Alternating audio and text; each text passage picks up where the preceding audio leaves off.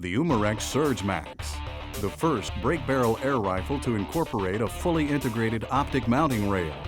The Nucleus integrated rail platform was explicitly developed to make scope mounting easy and to reduce two of the greatest frustrations in scoped air rifle shooting: scope movement and vibration. The Nucleus rail is the answer to easy scope mounting on an air rifle. It provides the shooter a full-length Picatinny rail as an easy platform for mounting a scope.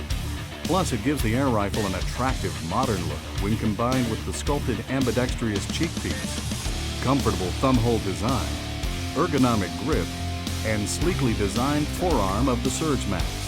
Created by Umarex, the Nucleus rail incorporated into the stock of the Surge Max was engineered to combine the technology of a Picatinny rail with a sound and vibration-absorbing insulating sheath.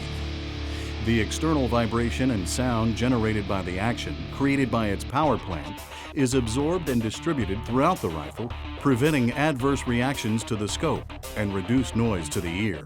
This .177 caliber single-shot pellet rifle is powered by turbo nitrogen technology, a gas piston from Umarex that provides a smooth and consistent cocking effort.